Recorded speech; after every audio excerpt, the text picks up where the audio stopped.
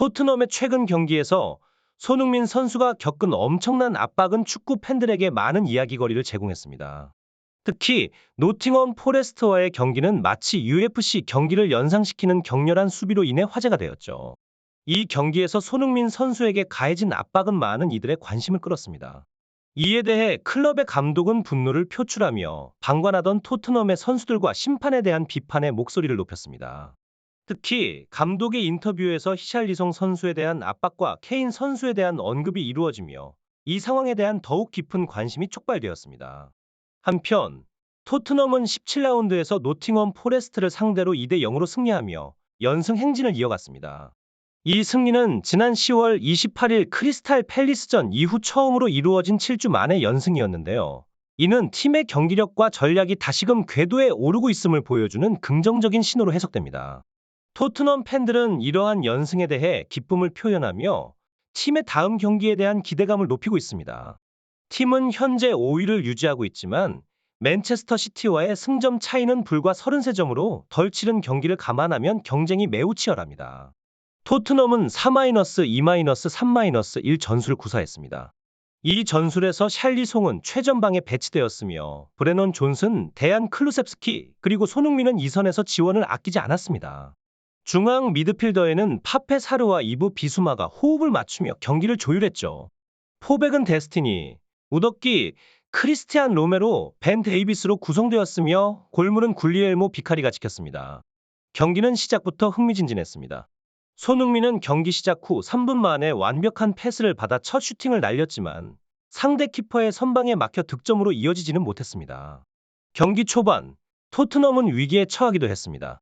전반 19분경 노팅엄 포레스트의 선수가 중앙에서 단독 드리블로 치고 나가 박스 앞에서 강력한 오른발 슈팅을 날렸지만 비카리 골키퍼의 뛰어난 선방으로 실점 위기를 넘겼습니다.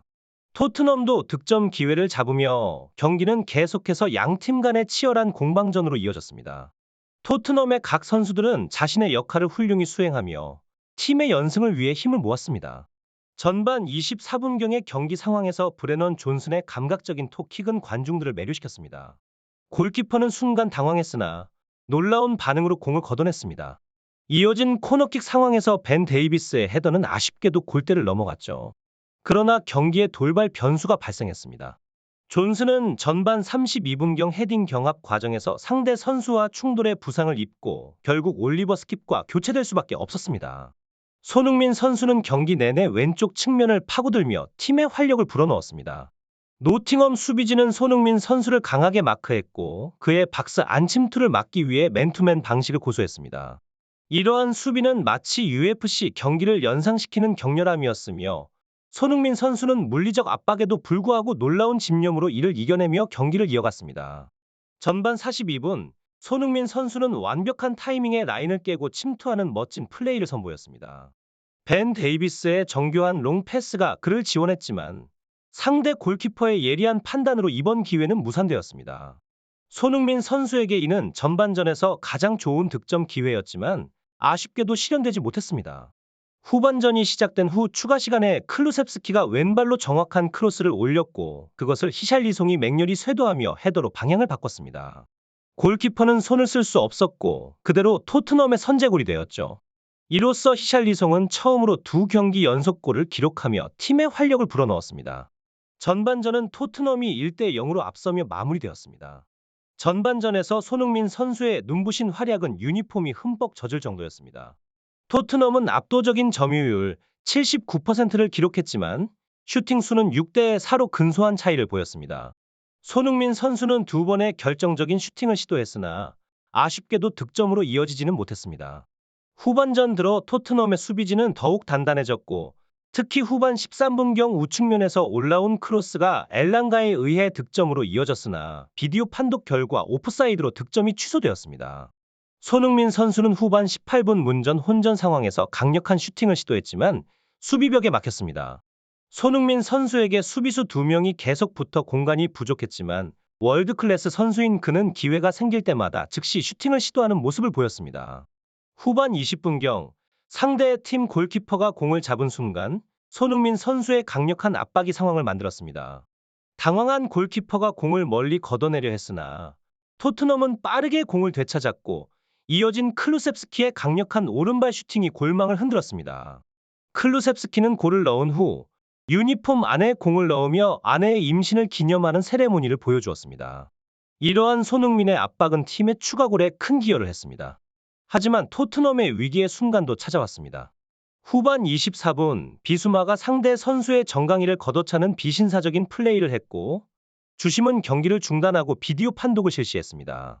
그 결과 비수마는 퇴장을 당하며 팀은 10명으로 남은 상황에서 약 20분간 경기를 이어가야 했습니다. 이에 포스테코글루 감독은 전략을 변경했습니다. 전방에서의 압박을 줄이고 히샬리송을 빼고 에밀 피에르 호이비에르를 투입했습니다. 손흥민은 최전방으로 올라섰고 경기는 계속되었습니다. 후반 28분에는 벤 데이비스가 옐로 카드를 받는 상황도 발생했습니다.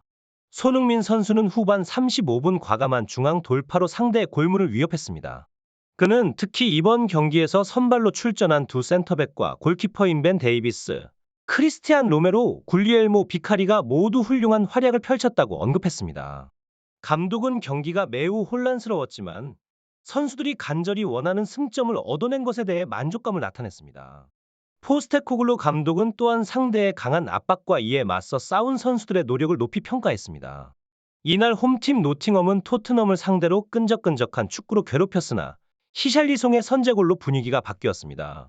감독은 이번 경기에서 기록된 득점, 특히 히샬리송의 골을 매우 좋은 골로 호평했습니다. 히샬리송에 대해서는 감독은 그가 이날 밤 경기에서 매우 중요한 역할을 했다며 칭찬했습니다. 히샬리송은 지난 경기에 이어 이번 경기에서도 득점을 기록하며 두 경기 연속 득점에 성공했습니다. 감독은 그의 공격 작업과 양질의 크로스에 만족하는 표정을 지었습니다.